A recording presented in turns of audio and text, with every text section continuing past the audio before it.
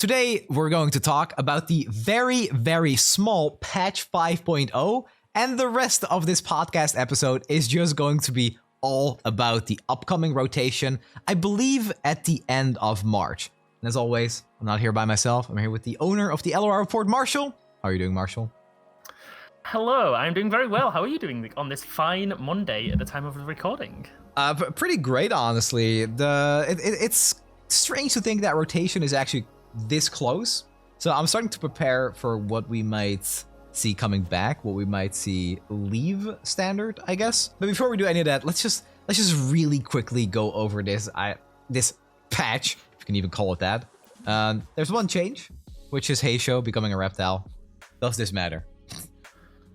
Oh, that's not even this. This is the hotfix, actually. But... So yeah, this is the hotfix. So it's funny because they should add it to this patch because this happened before the patch. But the reptile buff, the hotfix that you were going to mention, is So Heisho's a reptile. Basically, I think I want to say Tyler on Twitter was like, "Hey, I'm pretty sure this is a reptile. Like, I'm looking at that. That's a turtle. Turtles are reptiles."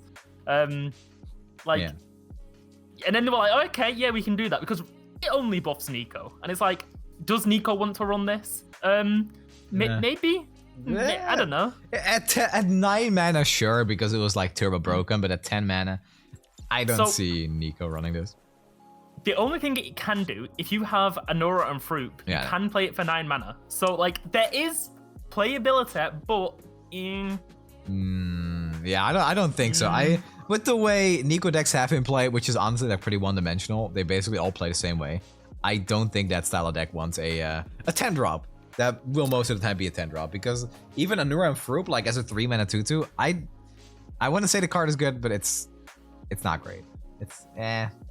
Listen, you can do some high rolls. You can do Heisho into Warden. There's potential extreme high rolls that will maybe win you one game out of 100. But like, it's there. Deck building is available now. I don't think there's any harm in doing it. Yeah, okay. No, I mean, I agree. I don't think there's any harm in doing it. It's cool. It makes sense because if you look at it, it's clearly a reptile. But then the other thing is the bittersweet friendly failing.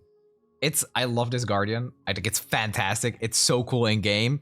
But then you think and you realize that it is the last Guardian that they're going to be releasing indefinitely. Like, I don't know if they're planning on bringing it back ever. Guardians in general, I mean, and boards, with the last Coven board also being the final one for a while. So I don't know. I think it's great. I love that they're doing it, but I'm also sad because it could be the last one we see.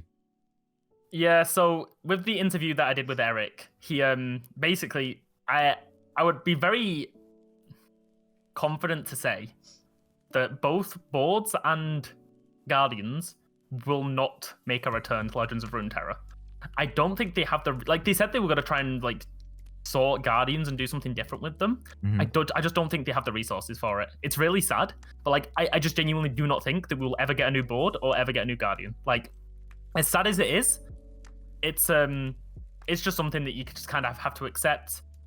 Maybe we'll go back and adjust old ones to maybe add click effects if they have jam days. So think about when Xerath got his lightning bolt effect. Oh yeah, right.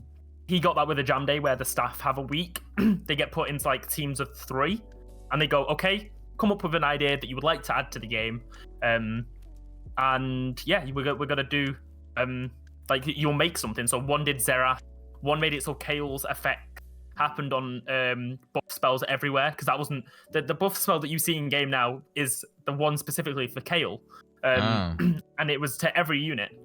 And there was a couple of other stuff that got added. I do know that there was a jam day towards the end of last year, so we could potentially see another jam day stuff coming into the game. Maybe it's small stuff. Maybe they were doing small stuff that just gets put in and we never seen. But I definitely knew they did. I definitely know that they did another one. So okay.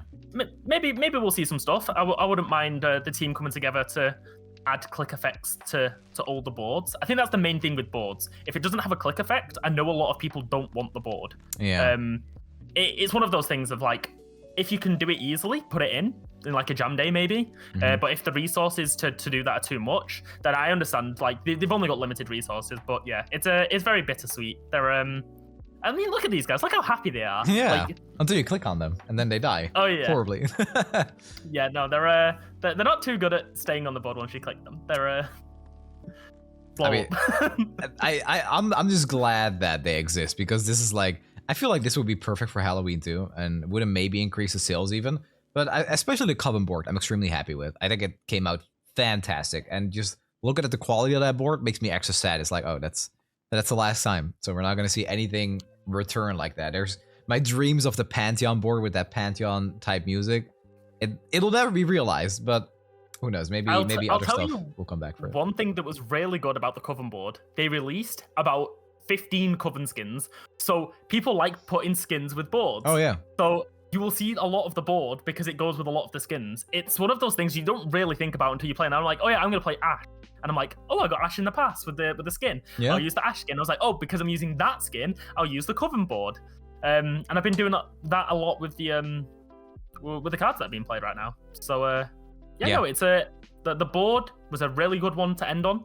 I think these Guardians are really good to end on, to be fair. Like, they're not everyone's cup of tea, but like as the last Guardian that we'll probably ever see, it's a decent one. And we have a large catalogue of Guardians. Just looks like people weren't spending the money on it that Riot were hoping to get the investment out of. So they'll be putting that focus elsewhere, which will be interesting to see what they do.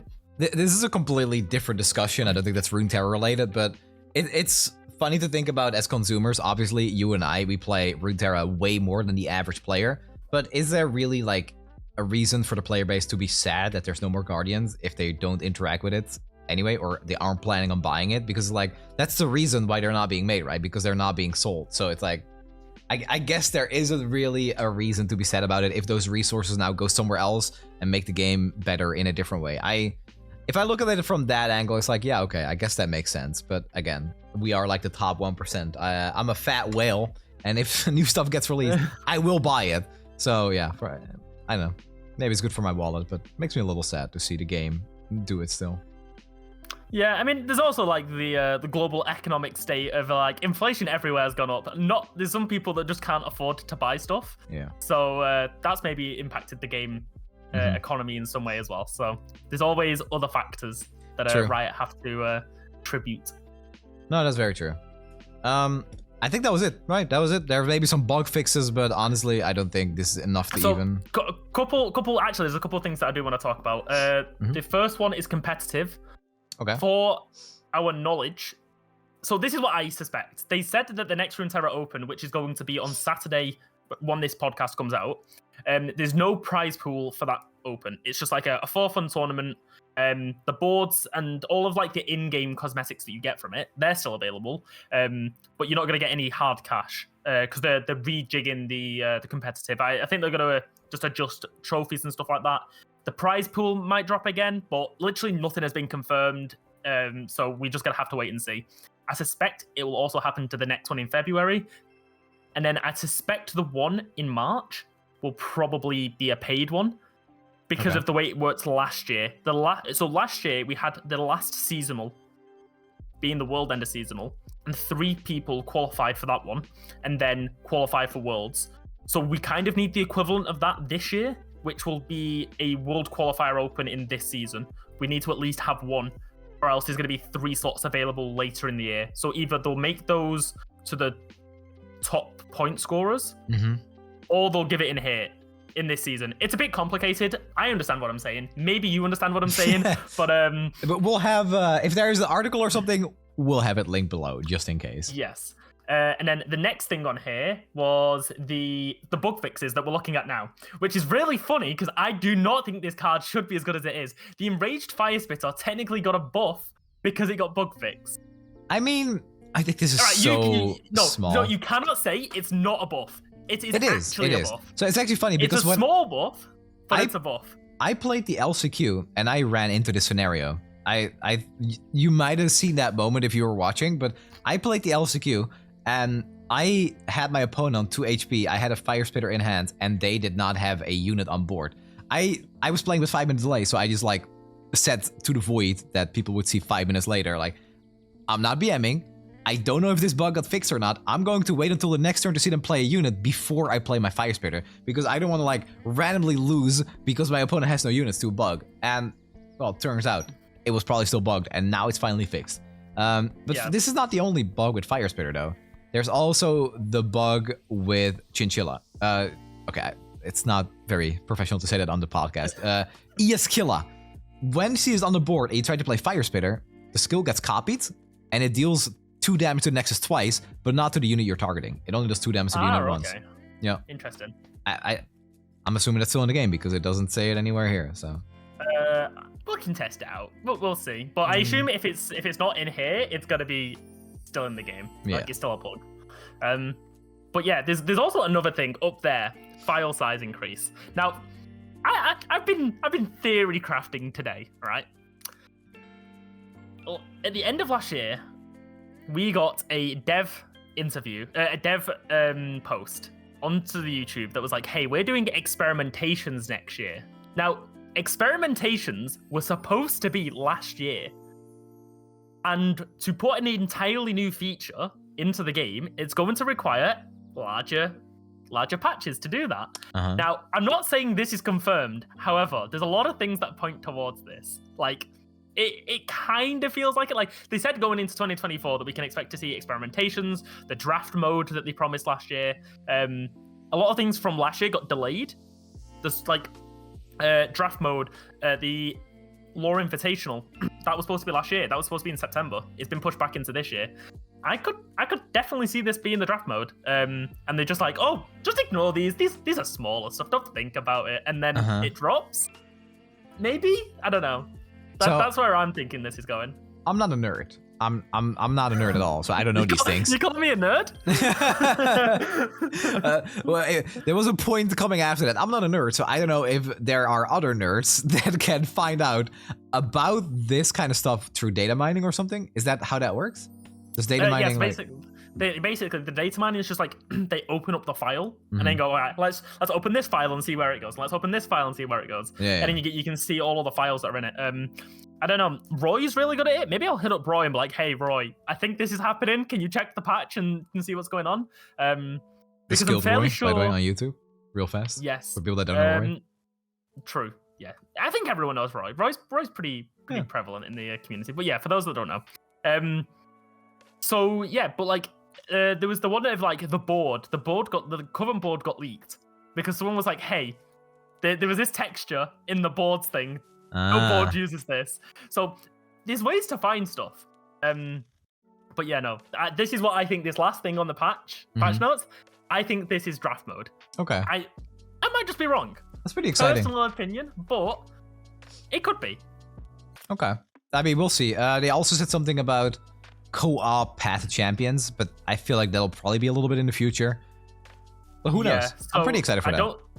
I don't think the co-op is as wanted as compared to draft. So I think they'd prioritize draft, and I think it would be smart for them to prioritize draft. But yeah, literally, we no clue what it is. That's just my guess. That's just a theory. A game theory. Okay, so with that out of the way, I think we jump into the larger part of the podcast, and I think it's probably best that we split it into 2 parts. We can start with 2023, or well, there's still a little bit of this year left in this current standard rotation, but let's call it 2023. What went well? What went poorly? Overall consensus, and then we can go to looking forward to the rotation in 2024, and we can talk about stuff that's been confirmed, which so far is... We can say goodbye to Akshan. But before we talk about the implications of that, what do you think about rotation last year? The very first rotation in Runeterra. So, there's 2 things that I want to say. The first thing is that the rotation, how it was revealed, was maybe the worst thing the team had ever done. Like, I don't know what happened. There must have just been like a miscommunication or something. Everything was really good. It was like, oh yeah, what's your plan to reveal rotation? The expansion is dropping. People would like to know the cards. What's going on? And then they were like, oh yeah, we're gonna let people find out for themselves the day before the patch. And I'm like, that does not seem like a great way to do that. And it turned into utter chaos. This is why like the LLR report website got so big, because I've never received as much traffic to my site as the rotation day when I had to put all the cards on. I was like, hey guys, this is what we can find.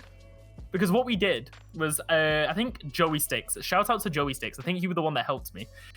We opened up the early access client, we clicked rotated cards, and then we just screenshot every single one of the cards, like row by row, and then uploaded it.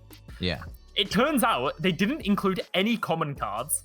And we were like, look at this. And then people were like, here's the official list, here's your list. Why is this card not here? And I'm like, that is a good point. This is the official list that Riot was saying was that was going. And then we're looking at it and we're like, oh yeah, no, there's no common cards here. Like everything was just messed up.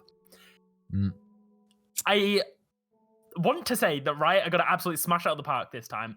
The only request I ask is that they do the rotation before the expansion. That's all I think I need to ask of them. I think like a spoiler season for rotation. I think we talked about it before. I don't remember your exact suggestion, but I remember thinking it was a very good idea. What was it exactly? So I was like, if you're gonna do it, you could do it in a couple of ways. You can do it all in one day, or you can split it into 2 days and say, hey, day 1 is the cards that are leaving standard. Day 2 are the eternal cards that are coming back. Because for those that don't know, we did get it confirmed last year that we can expect cards to rotate back into the format. Yeah. I assume they're still standing by that method. I hope they are, because I would love to see some eternal cards come back into standard. So you could do that, or you can do it like full, like we're going to do a region a day. Here are the cards that are leaving, here are the cards that are coming back for Shurima, Demacia, and then you go through like that. There's a couple of ways that you could choose to do it. Depends on how much time Riot really wants to put into the reveal of it. But yeah, no, that's literally my only request, is that they just reveal stuff for the expansion, because I do think it hinders the expansion going, oh wow, I've made this really cool deck, and then you got to find out it's only playable in Eternal, and you're like, yeah, well then that's not too fun. Yeah, I think an important thing, and I know that there are Runeterra devs that listen to this, and I made a tweet longer, you know, the famous Snnuy tweet longer. I don't make them often, but I made one for the rotation when it happened, and I think every single time, and this is also something that for maybe more casual players is confusing, but rotation is very important for card games. It ensures that the long-term health of the game stays intact. It's every respectable card game has it, except Yu-Gi-Oh maybe, but I'm gonna pull a rare in here, and let's be honest, respectable Yu-Gi-Oh? Nah, dude. I don't want to read cards and they have like this long of a text on every card. I'm not there for that. Turn 1 OT. Okay, anyway. Shout out to Ryran. But yeah, rotation, big W, necessary for every card game. It was handled poorly because, like you said, you didn't have the full information. So I remember streaming and being super excited to see, hey, what's gonna happen, are my favorite champions still in? Spoiler alert, they weren't. But I went to the LOR report, cards were missing. I went to Mobalytics, and they only had the names of the cards. And I'm sorry, I don't know who Bingle Dop the Dragon is anymore after like 2 years of playing, and the card is just awful. Who the hell is that, right? So that was just like really lame to go over on stream. You didn't have images, so it's like, okay, here's a list of Noxus cards that are rotated. There's no hype. It's just names. I read them out. It's like, yeah, I don't know, it sucked. So that was one thing. And the other thing, and I'm going to see if I can pull this up right now. This, I think you can kind of see it, is how Hearthstone handled rotation. You get a whole article. This was from last year. So Hearthstone in like February and March. They have like a little bit of information, like here's what's happening, here's what this means. They have a video with it, and then it might be a little bit hard to read. I'm just gonna very quickly. Yeah, I was gonna say, I think your window is a bit to the left. So really fast, they had this keyword called tradable, which meant you can like take a card from your hand, put it back in your deck for 1 mana, and draw a different card. That's coming back, and they're explaining why it's healthy for the game, etc. Returning keyword magnetic, another one, and then a class overhaul. So imagine like this could be Targon or something. Hey, we like the healing from Targon, so now it does this instead, etc. A little bit like there's some sprinkled stuff in here about cards that are leaving probably, and this is not the only article. They have another article with like just images like, hey, these cards are gone, these are coming in, and I thought that was really, really well done. But the difference between Hearthstone and Runeterra is that Runeterra is very much champion focused. Like the champions are the center of almost every deck. So if I play League of Legends, there's basically like two different bases of like players in Runeterra, and one of them is the card gamer. I think like Mogwai, Grappler, they don't play League of Legends. They're just there because Runeterra is a card game. And they have players like, me. I play card games, but I mostly play League of Legends. And I'm here because I love the Runeterra universe. In Runeterra, or rather in League of Legends, my favorite champion is Pyke. Fiddlesticks, cards like that. If they were in the game and I suddenly hear, hey, we're rotating your champion, they will not be playable for like 25, well, more than that. It's like they will not be playable for 75% of the year. I don't know how much Eternal Season actually consists of for an entire year, but that's what's happening. You cannot play your favorite champion for X amount of time. And I want to know why. And like, okay, why is this necessary for the game? Why is this card unhealthy? I know you had an interview and you got to ask about like 3 or 4 champions, and that was a fantastic insight. I wanted to know why Zilean had to be rotated, and they answered, well, every time we print a cool new landmark, we kind of have to do the Zilean test. Like, will Zilean break this card because he creates time bombs? And time bombs, they're a little bit toxic. Me as a Zilean enjoyer, I can say that. They are probably like a little bit too toxic to play against, especially if you're playing a time bomb printer. Thank God it's not a good deck. I wanted context. That's all I asked. Just a little bit. That doesn't have to be for every follower, but I think as a player base and how important the Runeterra universe and its champions are, I think it's important that we at least get a little bit of that, like, even if it's just one line of text, like, for example, let me quickly look, like Twisted Fate, right? Twisted Fate was rotated. I think actually for Twisted Fate they had a little bit of text, but if you chose a wrong one for that one. Yeah, maybe that's wrong. But that's like Ezreal, for example, right? I don't think Ezreal had any text for him, but it's like, yeah, this year we're printing a card that targets like 8 units or something. I don't know. I know we only have 6, so that's why we have to rotate Ezreal. We're printing a card that's maybe a little bit too strong with Ezreal in the deck. It synergizes a little bit too well. We want to create more space for us to create cool cards that do target stuff, so we're rotating Ezreal for now. And I think that's fair. That's really all they had to say. It's like, yeah, there's a card coming out, and Ezreal's kind of limiting that design space, so he's gone. It doesn't really matter. It just has to be something really, really small, and that'll be enough for me. So that's all I ask. Yep. Context. Yeah. So it's good that we have 2 very different things that we want. I just want it so I can Theorycraft the cards that I want to use.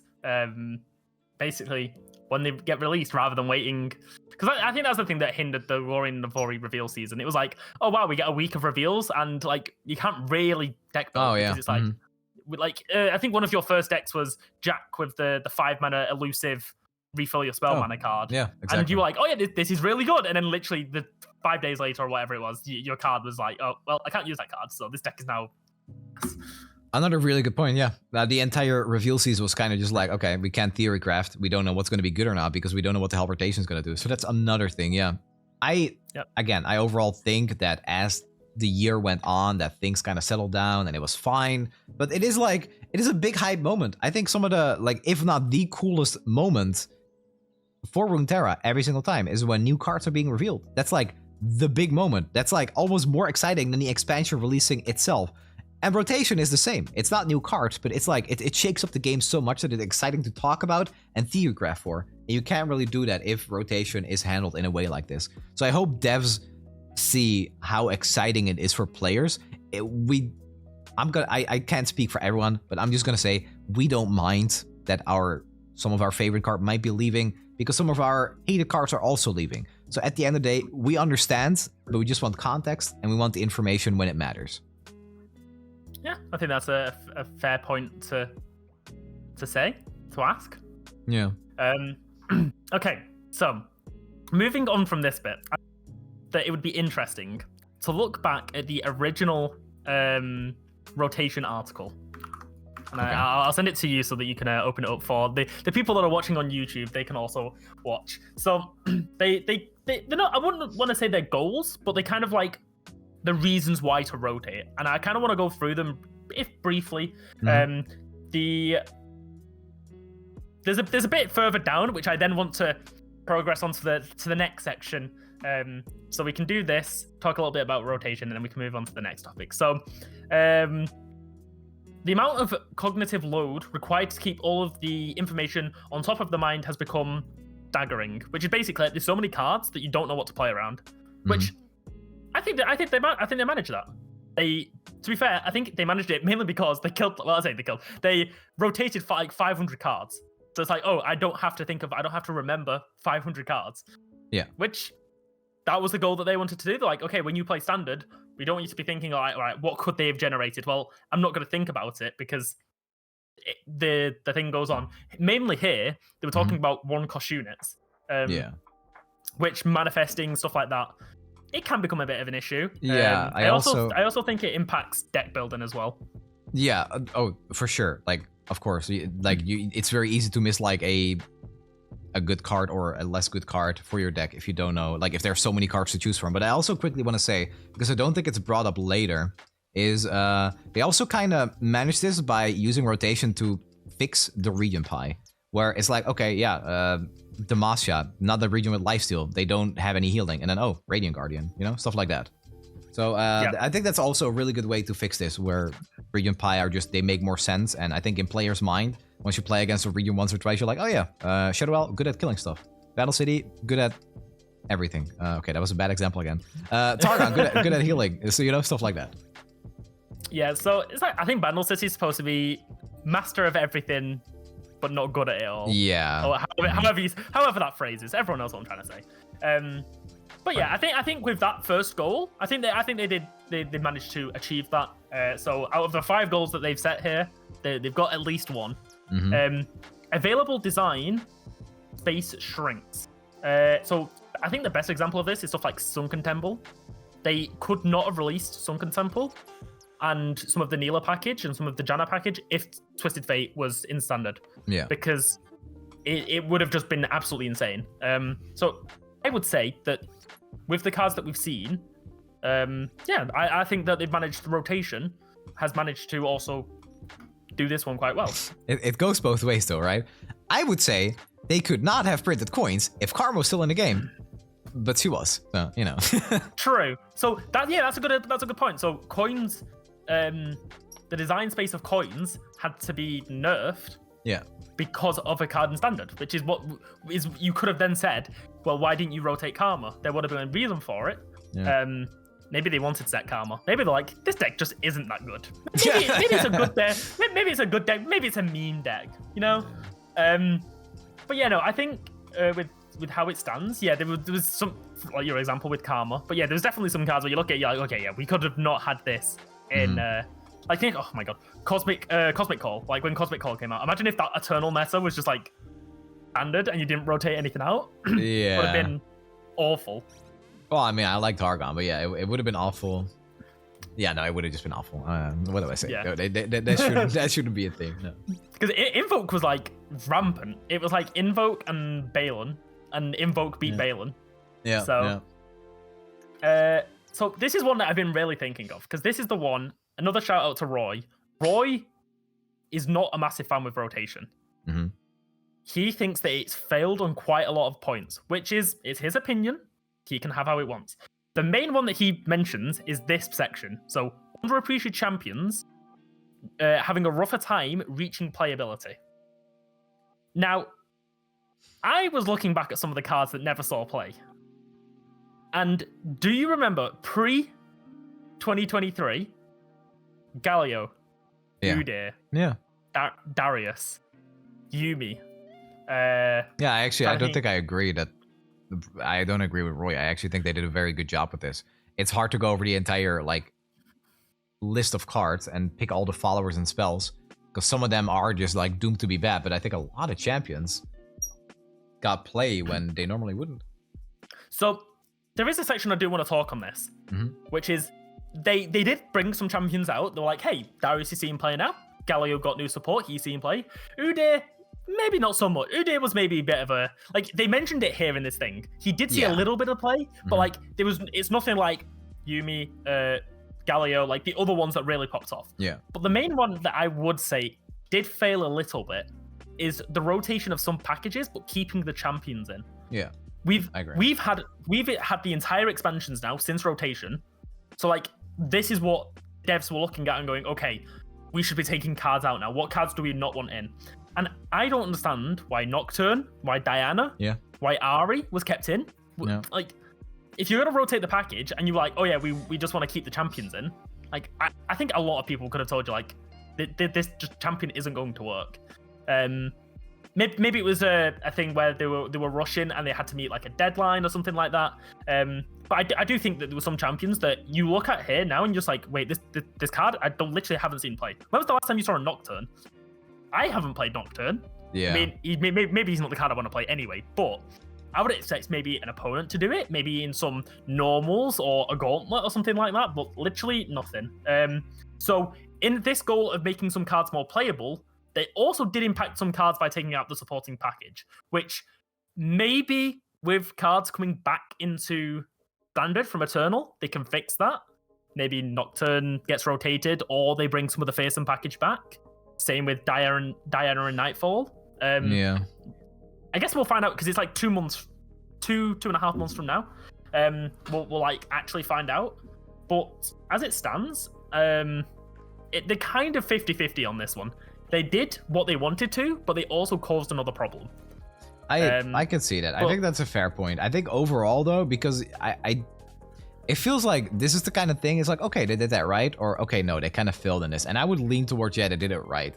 Because even with cards like Nocturne and Diana, like not seeing a ton of play, I still think that they're not entirely unplayable, but with part of their package being taken out, it's like, yeah, why did Nocturne lose like Doom Beast or the Stygian Onlooker, right? But if you kept those in, those were cards that were good with decks that weren't necessarily Nocturne. So maybe Devs thought like, yeah, if we take those two out, give Nocturne like some small support, maybe he'll be playable. And that doesn't really justify it, because let's be honest, Nocturne hasn't seen play like at all this year, so clearly he shouldn't just be taken out. But I can kind of see where the devs are coming from, and you know, it's hard to get everything right. And I think overall, I'm glad that you're not always going to get everything right, but yeah. I would just disagree with you there. I would say, knowing what the devs would know, I would imagine they finished this expansion that we just had and then decided to do rotation, like let's see what cards to take out.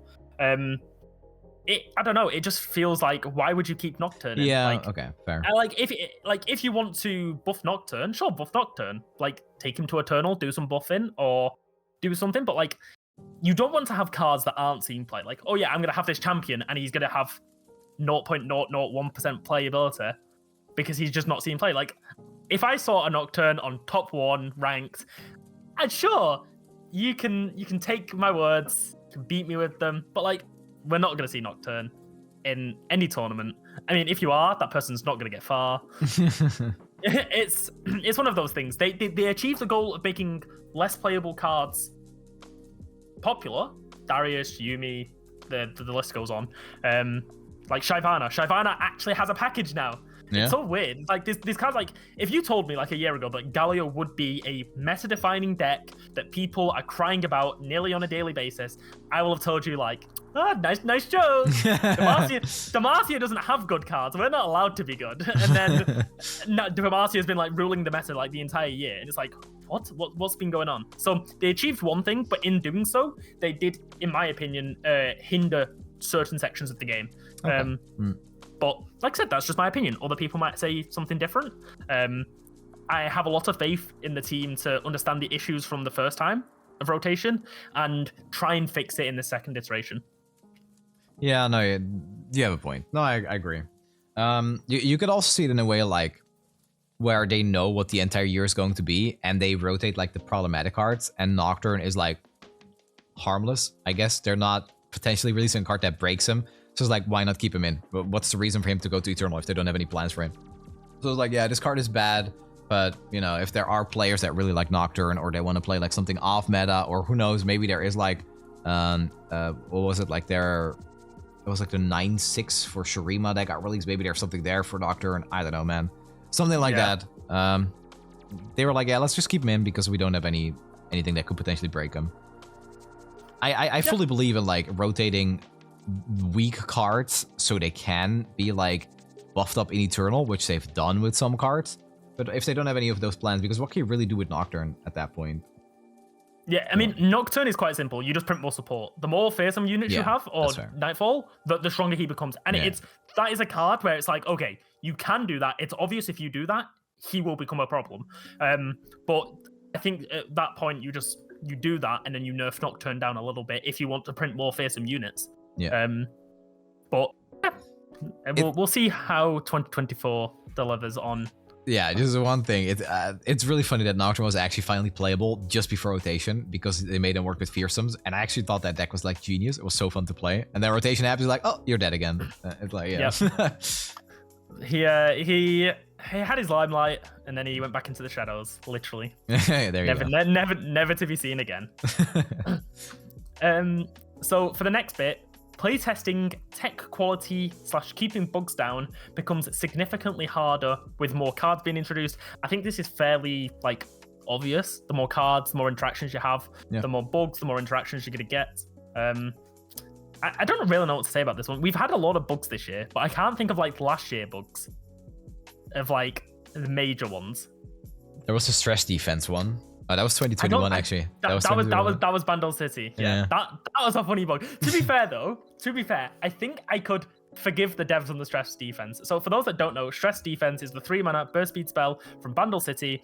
It is set a unit's stats to a 1/6. You could use it on the enemy nexus, and you could set their health to 6 temporarily. So, and then it would go back to whatever it was. So what people were doing was like trying to find lethals on turn 3 by setting their health to 6 and then killing them, which is hilarious. It is one of those bugs that like no dev is going to try and test this on a nexus, and then clearly it must. I can't remember who found it. Clearly someone must have just like picked it up and then saw the icon. Yeah. So like, oh, you can select this, and then they clicked and like, oh, this is a feature now.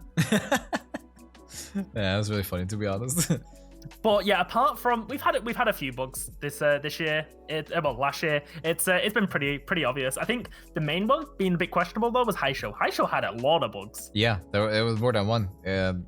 I remember playing in early access with Grappler, and there was something about like curses also giving the opponent the discount instead of just you. I just got to play cards for 0 mana when Grappler had a Haisho on the board, and then of course like the what was it, the discount persisting after Haisho died. Yeah. There was a couple of bugs, but like I don't think there's anything that's been apart from like Haisho, which was like I think we had 4 days of Haisho. Yeah, that was more than enough. Yeah, I think it was more than enough. But it's good that we also using hotfixes. They did a lot more hotfixes in 2023 than any other year. Yeah, that's true. Which is, I do like it. It's good that they're willing to do that sacrifice. Yeah. Yeah, I think hotfixes are fantastic because as much as the devs test, it's never going to be as much as like the player base just getting access to the cards the first day. That's already more games than they're ever going to play in like all the play testing. So I think that's good. It's great that they're doing that. Yep. And then for the last one, good balance targets become harder to achieve without effectively rotating cards. So I think this one just goes down to like, hey, if we print a good card and then we want to buff another card, we're just like slowly increasing the power level, so the power level becomes higher. Yeah. And I think I don't know. I think this is a bit hard for us to figure out if they achieved it. Cards this year, I don't think there's been that many power spikes. There's maybe there's one card right at the start of the year that was maybe a little bit overtuned, but I don't Samira? think. Yeah. So, that card got enough like 7 times and we're still seeing play. Yeah. I think that's something that only Riot could really see. I'm trying to think of like any game-breaking cards. Like we had Samira and then like Haisho, but I think Haisho was also because it was bugged. So yeah, no, that's fair. Yeah. But then like buffing cards, I think they did a really good year. Like thinking about some of the cards, like the big ones, like Atakan got an insane buff. Oh yeah. He's playing now. I think it's like so genius that they were like, yeah, we want to make big units better, and then they were like, Titanics is the answer, and then also Elder Dragon. And it's like it's such a fun angle to make TB decks better. I mean, obviously some of it is too strong, and I don't know. I wouldn't call Elder Dragon with like Broadmane and Burblefish a Timmy deck, but you know, people will find a way to abuse what was supposed to just be a fun little thing for the Timmy players. Yeah, I mean, it's like Acolytes. Acolytes is like the true, hey, we're gonna print a card. This is gonna be harmless. And then people are like, wait a minute, this card's pretty good. Let me just play this card and play it again. And you're like, oh no. So yeah, for this section of this rotation thing, they were the goals. Now, before we move on to the next bit, because it kind of moves on to the next topic, I wanna ask you about your rotation wish list. So I would like one card that I would like to see you that you want to see rotated into Eternal, and I want to see one card from Eternal you would like back. One card I want rotated? Honestly, Broadmane is the first thing that comes into my mind. Broadmane, I think it's just like, is it balanced? Maybe. I don't care. It's a miserable card to play against. I hate it so much. It's so dumb what it does. Cards I would like to see come back. It's kind of difficult. If I'm not gonna do the obvious thing. I'm not gonna pick a champion. I'm just gonna say probably Howling Abyss, because I feel like that card is potentially pretty harmless. And with the way that... Oh, actually, I don't know if you can do that with Elder Dragon now. Howling Abyss with Elder Dragon? Yeah, I don't know if I don't think they'd bring it back with Elder Dragon. I know you're saying that's what you want, but I just don't think that's realistic. I don't think they'd let it happen. Oh, because he's 12 and you brick? No, because he's... Oh, true, you would brick, but also he's unstoppable. Yeah, but he's 12 mana from Howling Abyss. That is true. I mean, that's a good point, yeah. If your deck is low cost, if you don't have any 6-drops, you also won't get the boons. Oh wait, does the boons only start with if you're in the deck? Yeah, it's only... He doesn't get the Origin, so no, boons wouldn't work. Interesting. Yeah, maybe he just isn't in the pool. I mean, they could exclude that because, like, you would just draw a 12 mana card, but I don't even think they would do that. They would just let it be there. Yeah, maybe they could do Howling Abyss then.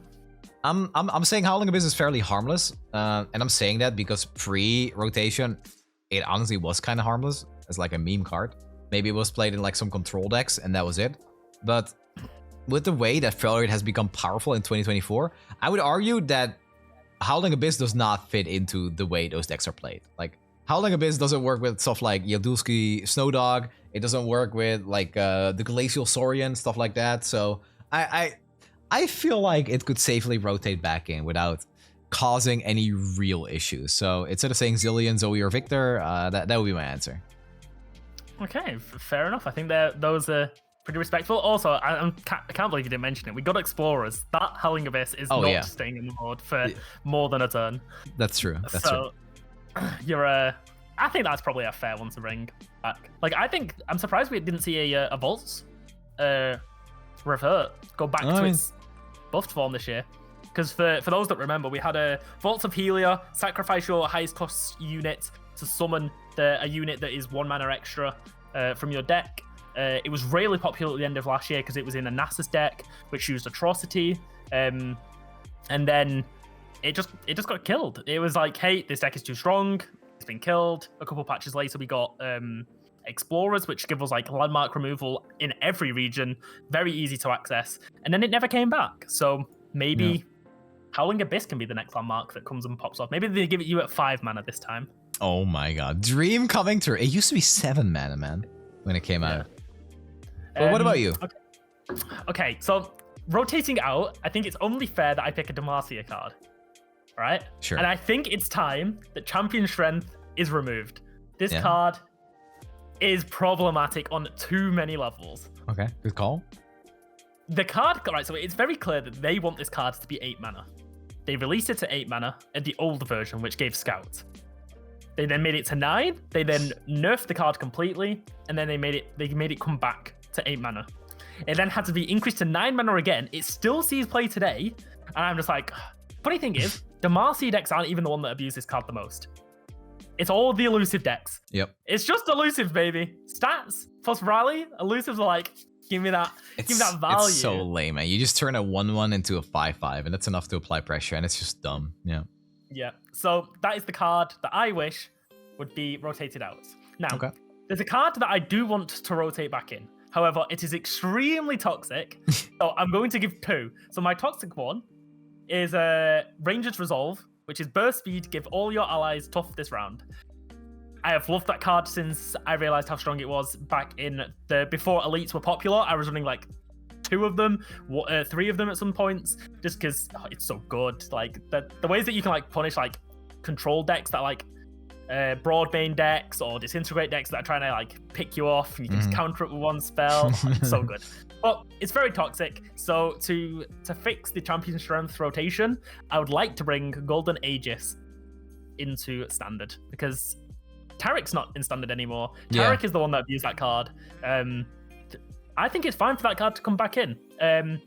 Kaido made a post, or he talked about on stream, saying it's the healthier version of the card. Like, you have to keep a healthy board before you can use it.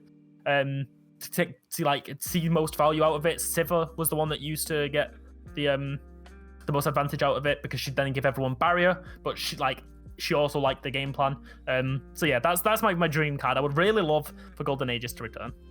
Okay, I think that's a fair call, honestly. I like what Golden Aegis did for the game in general, and I don't like what Champion Strength. Like, I don't see how they could ever like trade out a card like that for Champion Strength. But Golden Aegis needs to be a 5 mana. It can never go back to 4 mana. I think that would be like ridiculous.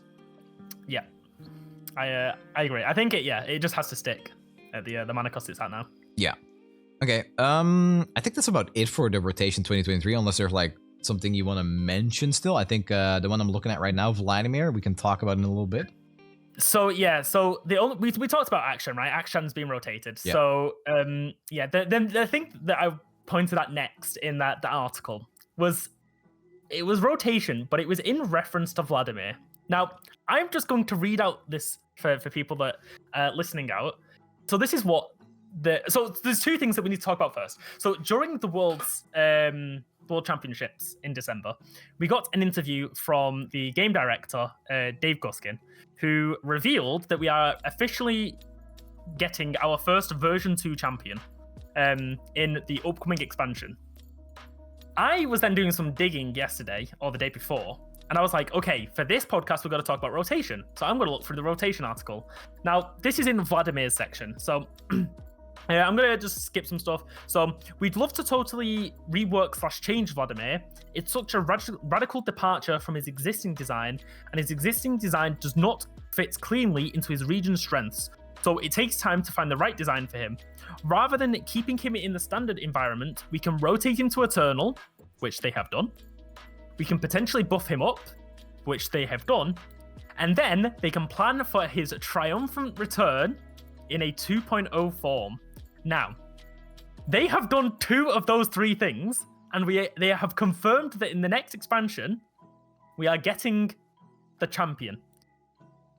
I then move on to my next point. Noxus, I believe, is due the next champion. Technically, Bandle City is due number 1. Mm-hmm. We did just get Mordekaiser, but Mordekaiser is not a Noxus champion. Yeah, he has Noxus on him. He is a filler champion. So as last year, we go back to the Glory and Navori set. We did not get what regions were there? They were Ionia, there was Noxus, and there was Bilgewater. It's not going to be Bilgewater because we've had Neela since. It's not going to be, well, it could possibly be, then it flips between the 2. Which one's it going to be? Mm-hmm. So there's 2 options. I think a lot of people are hindering on the fact that we're going to get Yasuo as the 2.0, which is completely valid, and 50-50 between Vladimir and Yasuo. Uh-huh. But with Riot posting this in September of 2022, and they have done 2 of the things that they've said they wanted to do, I don't think that Vladimir is going to rotate back. I think we get Vladimir in his new Wild Rift look with his new design that they talked about here. I don't know anything, but this is my prediction for 2024. I mean, I'm a big Vladimir fan. I would love it, but I'm also going to say that I think he would be fine to rotate back with the way he currently is. I think it would be a healthy addition to the game, because even in Eternal, we've seen like some Vladimir decks, like he's mostly playing like kind of mid-range fast aggro decks. Like we've seen it with Daybreak, seen it a little bit with like Freljord aggro, not even with like Scarground stuff, just like some tough units and some units that like taking damage. I think his package can probably stay rotated, because I think the getting value from damaging something is kind of outdated. But dealing damage to gain a benefit, like Imperial Demolitionist, there's probably others that I'm forgetting. I think that's a really cool angle. And I don't know, I hope to see Vladimir back in either this or the way you said with his Wild Rift look, maybe. I'm all for it. Yeah, so I was speaking to Twisted today. Now, Twisted is a very good theory crafter, and we have done some some ideas of champions that we could see. Mm-hmm. So I think I sent you the screenshot of on Discord of like my champion, like how long it's been since a champion has received a region has received a champion. Yeah. So I'm just gonna open this back up on my second monitor just so I can use this for reference. So the main one that for the next expansion is Bandle City. So yeah, there's a couple of numbers for visual people. I'll just read out what I can say. So Bandle City is the region with the longest gap between a champion release. Nora released in the 31st of August 2022 for Bandle City. Bandle City has not received a champion since then, which means he should, in theory, be the most likely one to have a champion. So that then locks out Bandle City. The top two guesses then go to Ionia or Noxus for the Champion 2 version 2 version. So we can technically knock both of them off. And then I've also done here and said Morgana is not a Demacia card. All of Morgana's cards are Targon. She's in Demacia. She has Lifesteal, which is a Targon thing. It's not a Demacia. We spoke about this before. Okay, Yes, yeah, she's sure, in Demacia, but everything about her kit is Targon. Mm-hmm. Locks down, kind of stuff like that. Shackles, all the Shackles cards are locked in Targon. It's only Suppression that is in Demacia. So, my prediction going into the next expansion is we get a Bandle City card. This could be Kled. This could be Corki. I don't think we're missing anyone else. Kled, Corki, Vex, kind of. True, Vex. Yeah, I forgot about Vex. I mean, sure. And then, so that's so we got Bandle City card, potentially Yasuo/Vladimir for the version 2, and then since Demacia is then the region that falls between not having a proper champion for the next one, I'm going to say that we get Silas at the start of the expansion. So, okay. I mean, he is in the suppression art, so he is. That's what I mean. He's in the suppression art. It's likely that we will see him. Maybe not next expansion. Maybe next year at some point. I feel like there's going to be they're going to combine it and they'll be like, hey, there was Morgana. Here's Silas now. He'll do something with spell suppression, maybe with the actual suppression curses. So yeah, going in to 2024, next expansion, my bets are a Bandle City champion that I'm clueless about, Silas, and then Yasuo or Vladimir being chosen as their version 2.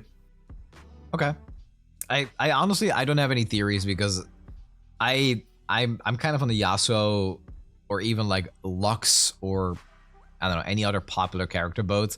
I would like to see Vladimir return, but I think it's more likely that he returns as like his current form and just gets rotated back in. I think from like just like the game perspective where it's like allocating resources where like, okay, we have a new functional Vladimir card because of the rework we gave to him. Why not use that one and use the resources that we have available now on like a Yasuo or a Lux or something, right? But I agree. I think Silas is very likely, and I kind of agree with you too that if you look at Morgana, it's like, yeah, this is a Targon card.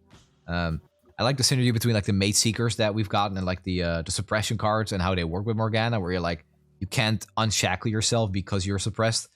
I think that is an angle what they try to do with Morgana. But yes, functionally, she is absolutely a Targon champion. Mordekaiser is absolutely a Shadow Owl champion. So yeah, I could see something for Bandle City, Demacia, and maybe Noxus. I could see that. Yeah. Yeah. I mean, like I said, it's all theory crafting. We're not due the variety cards until the end of next month. So we're like nearly 2 months. We're not going to find out until we see the variety cards. Now, the variety cards last time, they were a little bit on the nose about who was coming. Yeah.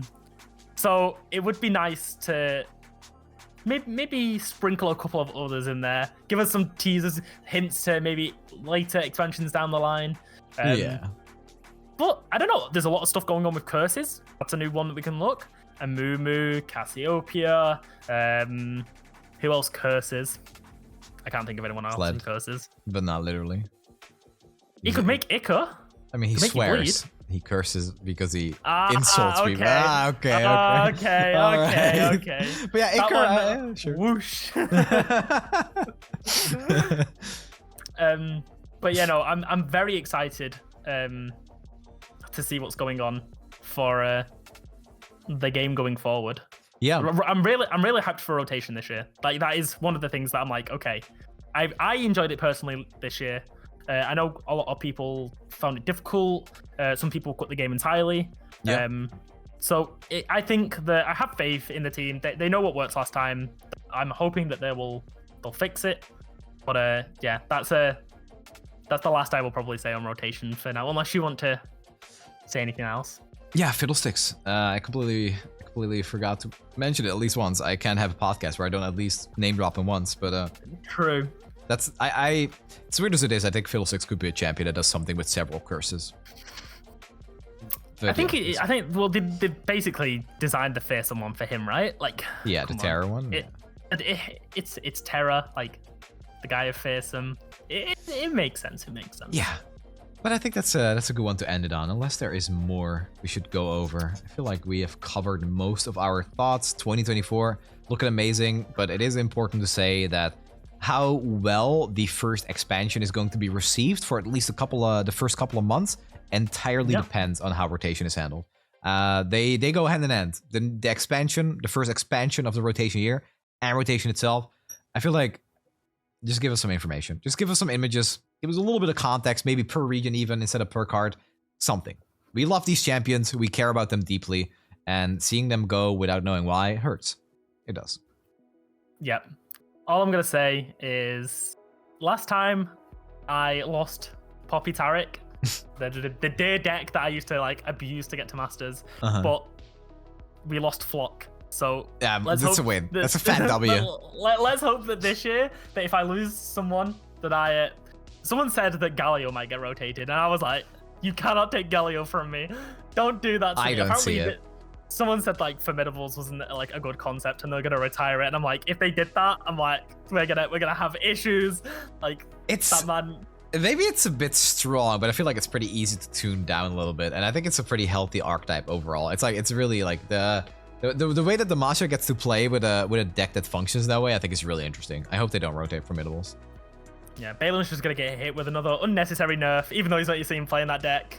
Balin, they did him wrong. They did him wrong. Honestly, man, he's not even played in that deck. God, I love Balin.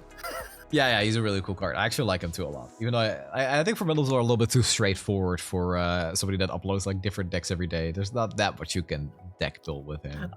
I double uploaded an Akshan Morgana deck twice in two different, like, back to back, and I was like, I couldn't do this if I was like a normal YouTuber. But like, I only upload like twice, like a month, so I'm doing it. You're getting this deck. Okay, I think that's all there is. The schedule's a little bit off. We weren't really planning. Oh, schedule. If you want to go to the calendar, it is updated. It is semi-confirmed dates. I completely forgot that the calendar existed. We do have dates for some upcoming stuff. The first one is the Runeterra Open on this Saturday. There's no prize pool, but you can get in-game stuff. Gauntlet trophies, the board if you're top 16, and titles for if you care for titles. Then if we go to next month, we have these two dates that got confirmed. The patch notes for 5.1, which is the balance patch, which a lot of people are probably looking forward to. I've heard people complaining that they're going to have to wait a while. I'm only hoping that this patch, because it's been delayed, it was supposed to happen the Wednesday above. It got delayed a week if they followed the schedule from like Runeterra Open third patch. I'm hoping that we get a big patch. That's all I ask. I don't mind waiting a week if we get like an additional 10 changes. That's fine with me. I'm going to take that. Then it gets a shortened time span. And we get the variety set then for 5.2. Patch notes are going to be on the 27th, with the patch on the 28th. And we're unsure if there's a Runeterra Open. There's nothing been confirmed, because the one that we're having this week, upcoming weekend, is a 4-fun one. So they might squeeze one in the 17th or the 26th, 24th, is that? Yeah, 24. The numbers are a bit small. So yes. However, I can confirm for those that are in EU, because I don't think we're getting a cash prize open, I will be hosting another tournament. It's going to be a pay-in tournament with the hopes that we can get a sizable prize. I'm putting 100 euros in so that we can have a starting figure. But on the 18th of February, there will be a tournament in EU. It's going to be 5 euros to sign up. All that money goes to the prize pool. I'm not taking any. So if you want to come and partake in that, more information will be coming out when we do the official announcement. This can be the sneak peek. But awesome. On the 18th, there will be a prize pool tournament, which is going to be the Sunday. So keep your eyes out on Twitter if you are interested in that. And it's right after the balance patch, so that's a good time to be invested in Runeterra again if you're a little bit burned out from Eddie right now. Yes. And then we go on to March. Now, this date wasn't actually confirmed. However, they did mention in the patch notes, hey, this thing is going to, the bundle, it was the bundle from the 5.0 patch notes, said this bundle is going to run up until the next patch on the 27th, which was like, okay, so you just confirmed that the patch is going to happen on the 27th. So reveal season is always like the week beforehand. 5.3 is going to hit on the 27th. The patch notes will come on the 26th, which will reveal all of the cards. But yeah, new expansion will be happening. Rotation will be happening. It'll be a good time again. There's gonna be a good time. So yes, the calendar has been filled out up until March. I can, in theory, fill out the calendar until the end of the year. However, we need to wait until the roadmap gets confirmed. Oh yeah. They did say that they were following the same patch cadence, but I'm not going to post anything as hard confirmed until the roadmap gets revealed if we get one. The last year's roadmap was released on the 30th of January, which is in like 2 weeks from now. So if we're going to get one for this year, unless it's just a, hey, here's what you can kind of expect, draft mode, expansions, more experiments going on, Path of Champions like that. Once that kind of gets confirmed, I can fill it in. I have done the calculations and got every single date running from March until December, so that people, if you want to, you can plan it out. I'm just going to wait until that roadmap is released before I'm like, hey, these dates have been confirmed. So yeah, we'll just wait until everything's been announced. Okay. Yeah, that's always good to look forward to. I hope we get a roadmap. I know there might not be as much to say as last year, because last year was the first time they introduced that patch cadence. Yes. So we'll see, but I would love like some teasers, maybe like League does it, like, hey, these might be some champions we're working on. These are some game modes we're working on. I would look forward to that. And honestly, it wouldn't be surprising to see if there's something about draft mode. I would not mind, because League, for those that don't know, League of Legends just got the announcement that the Arcane character is going to League, Ambessa Medada. Yeah. Maybe we could get a teaser to say that she's coming to Runeterra as well, if they're working on it. Like, hey, look forward to this. Such a good moment for marketing too. Oh my god. It was absolutely, no one expected it. Like, absolutely no one was like, oh yeah, no, they're gonna, because they already said no to Selco, and then they printed Renata. They literally said, we can't have Silco because it doesn't make sense, but we wanted someone like Silco, so we made Renata. That is literally what they confirmed. So maybe we get I can't think of the name. I've just said it. I can't think. Ambessa. Yeah, Ambessa, I think. Ambessa, yeah. So yeah, maybe we get that, and they also reveal it and like, hey, League of Legends announced this. We're also announcing that we're getting, I don't know, someone else. Maybe we get Warwick finally. Like, come on. Oh, that would be so perfect, actually. Release Warwick for Piltover when Arcane comes out. Oh my god. Actually, perfect. Perfect. I will say, though, the only reason why I don't think it's going to be Warwick, for the last 2 years, we've had a dual set at the end of the year.